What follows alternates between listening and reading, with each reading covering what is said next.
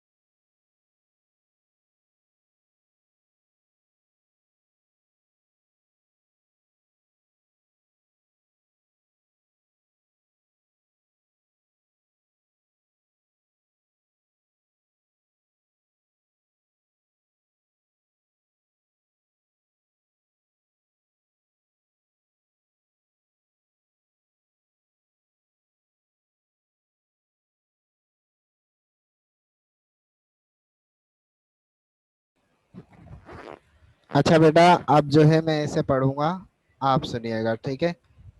Once upon a time in a village in China lived a farmer, यानी कि एक दफा का जिक्र है कि एक चाइना के एक गांव में एक फार्मर रहता था, यानी कि किसान रहता था। One day he traveled to the city as he needed more supplies for his farm, यानी कि एक दिन जो है उसने शहर का सफर किया कि उसके फार्म के लिए कुछ सप्लाईज वगैरह की, कुछ चीजों की जरूरत थी, वो लेने गया। As he approached the city center, he noticed a large crowd gathered there, यानी कि जैसे ही वो वहां पहुंचा सिटी के सेंटर पर ही नोटिस्ड अ लार्ज क्राउड, यानी कि उसने नोटिस किया कि एक जगह पर जो है बहुत बड़ी क्राउड, क्राउड बोलते हैं रश वगैरह को, जो है गैदर्ड मीन्स जमा है, ठीक है, जमा है वहां पर। He asked a person standing near by, जहाँ उसी रश में जो है करीब शख्स से उसने पूछा, sir why is there such a big crowd, यार यहाँ पर जो है इतना ज्यादा रश क्यों है।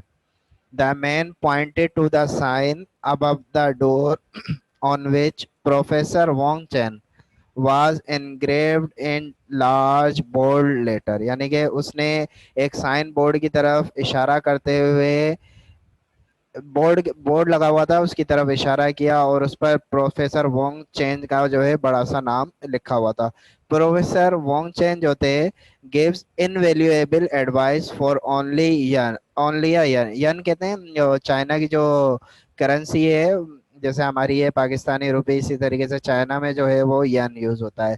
तो अब वो जो है कुछ यन के बदले, यानी कि कुछ पैसों के बदले जो है वो इनवैल्यूएबल, यानी कि बहुत ही अनमोल या बहुत यूजफुल जो है एडवाइस देते हैं। द मैन रिप्लाइड, उस आदमी ने जवाब दिया। आगे जो है हम पढ़ेंगे इसी को ही। देखें, ये इसी टेक्स्ट से रिलेटेड मौजूद है, पहले आप इसे पढ़ लें फिर मैं इसे पढ़ूंगा, ठीक है।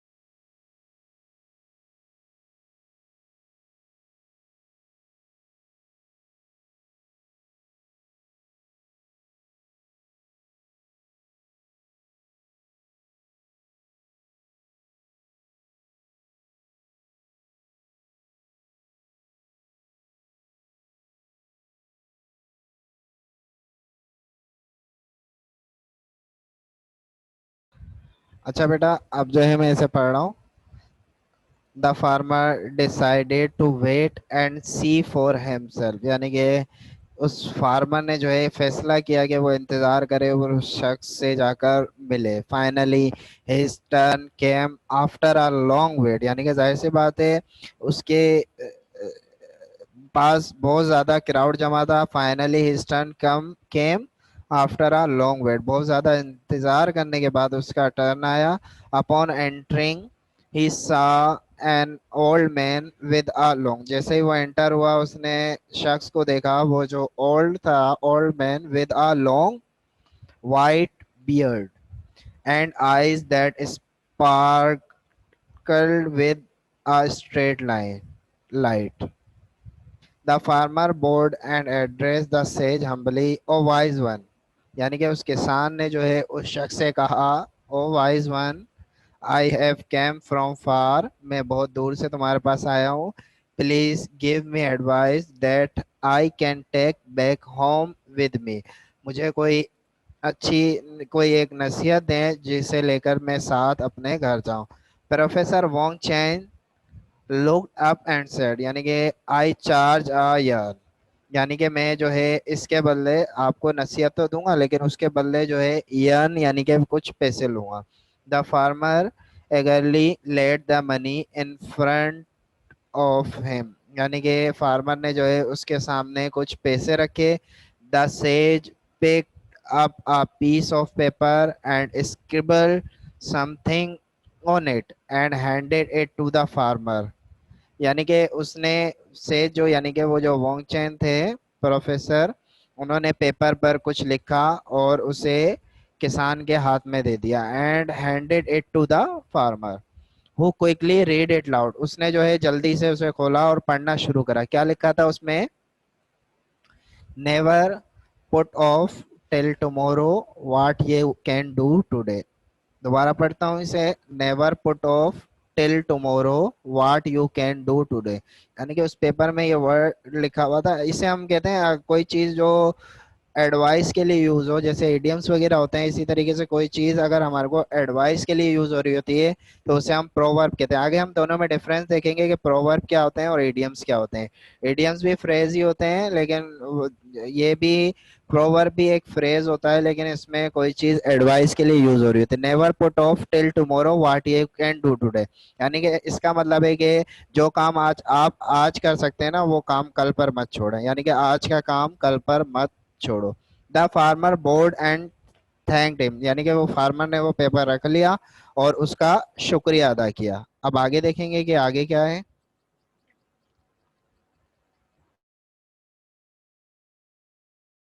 ये इसी टेक्स्ट से रिलेटेड आगे इसका पार्ट मौजूद है, आप पहले इसे पढ़ लें फिर मैं पढ़ूंगा।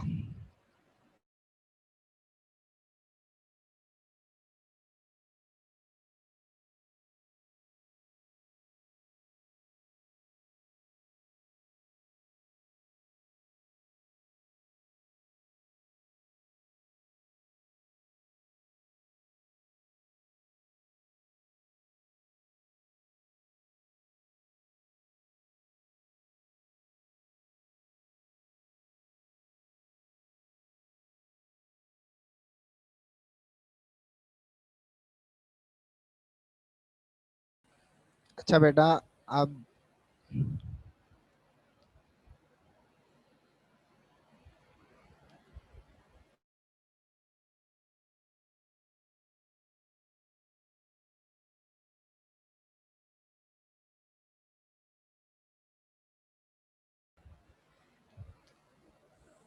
अच्छा बेटा, अब जो है मैं इसे पढ़ूंगा, आप सुनिएगा, ठीक है। When he return to his farm, यानी कि जब उसको एक इनवेल्यूएबल एडवाइस दी थी। क्या एडवाइस थी? उसके बाद वो उस एडवाइस को लेकर घर पहुंचा।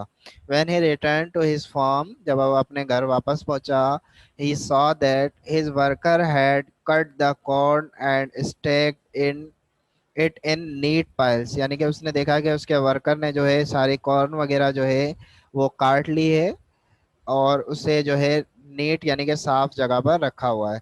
दे crowd did around him and asked to be paid for the day। अब वो जो है उसके पास जो है जमा हो गए और उन्होंने उनसे आज के दिन की पे मांगी। ठीक है। द फार्मर आज them to store the corn inside the granary first. Farmer ने क्या कहा कि पहले जो है आप ये सारी कॉर्न जो है वो इनसाइड यानी कि अंदर रखें। They complaint that all the neighbouring farmer still had their corn lying outside. तो उसके जो वर्कर थे वो कंप्लेन करने लगे इस बारे में फार्मर से कि जो दूसरे नेबरिंग के जो है उन्होंने अभी जो है अपनी कॉर्न बाहर ही रखी हुई है। The worker were told that they would be paid only after they completed their work. यानी कि वर्कर को जो है फार्मर ने क्या कहा कि वो इसी सूरत में इनको पैसे देगा जब उसका काम जो है ये मुकम्मल कर लें। As that is what he had learned that day। वो उसी नसीहत पर अमल कर रहा था जो उसने कल सीखी थी, उस दिन सीखी थी। The worker quietly did as they were told to do and the farmer paid them their wages। यानी कि जब उन वर्कर ने जो है अपना काम जिस तरीके से फार्मर ने उनको कहा वो किया, उसके बाद ही फार्मर ने उनको पे किया। That night there was a terrible hailstorm। The farmer crop was saved as it was stored in the granary, but all other farmers suffered huge loss because their crop was destroyed। यानी कि उसी रात जो है एक खतरनाक तूफान आया जिससे उस फार्मर ने उस नसीहत पर अमल करते हुए अपनी क्रॉप्स जो है वो अंदर रखवा ली थी। क्या नसीहत की गई थी उस फार्मर को? उस फार्मर को यही नसीहत उसने करी थी कि आप जो है अपना काम, आज का काम जो है वो कल पर मत छोड़ो। तो उसने आज का काम आज ही मुकम्मल कर कर अपनी जो जितनी भी कॉर्न वगैरह थी वो अंदर रखवा दी थी। तो इससे उसकी कॉर्न को कोई नुकसान नहीं पहुंचा, लेकिन अदर फार्मर्स की जो क्रॉप्स वगैरह जो है वो डिस्ट्रॉय हो गई। The farmer was happy that he had followed the advice of professor Wong Chen. यानी कि फार्मर यानी कि वो किसान जो है वो खुश हुआ क्योंकि उसने उसकी एडवाइस पर अमल किया। ठीक है। अब इसी तरीके से देखें यहाँ पर प्रोवर्ब और ईडियम दोनों में डिफरेंस क्या होता है, आज हम इस बारे में थोड़ा सा देख लेते हैं। प्रोवर्ब बेसिकली फ्रेज होता है, लेकिन इसमें जो है कुछ एडवाइस होती है, एडवाइस के लिए यूज हो रहा होता है इन ऑब्सक्योर वे। ऑब्सक्योर बोलते हैं छुपे हुए अंदाज में। अब यही देखें, proverbs are old but familiar saying that usually give advice, जो अमूमन जो है एडवाइस के लिए यूज हो रहे होते हैं। जैसे don't cry over spilled milk. इसका मतलब क्या हुआ? There is no use in being upset over situation. यानी कि हम बोलते हैं ना अब पछताने से क्या होगा।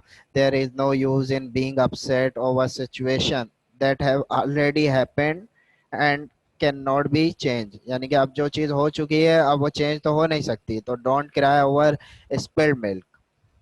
इसी तरीके से प्रोवर्ब्स जो होते हैं वो अमूमन एडवाइस के लिए यूज हो। इडियम्स की बात करें, an idiom is a phrase that has a meaning of its own that can not be understood from meaning of its. Individual words होते हैं इसमें, और इसकी जो मीनिंग होती है वो गिवन से जो है वो समझ नहीं आती। टू बी फेड अप, इसी तरीके से by the skin of your teeth. आगे हम मजीद प्रोवर्ब्स देखेंगे। प्रोवर्ब्स जैसे आपको एक प्रोवर्ब यूज हुआ था, never put off till tomorrow what you can do today, do not delay to do something if you can finish और अकम्प्लिश इट टुडे। इसकी मीनिंग क्या है हमारे पास देखें। Do not delay to do something if you can finish और accomplish it today. यानी कि अगर आप कुछ चीज कर सकते हैं या फिनिश कर सकते हैं तो उसे कभी भी कल पर मत छोड़ें। ठीक है। आज का काम आज ही करें, उसे डिले ना करें।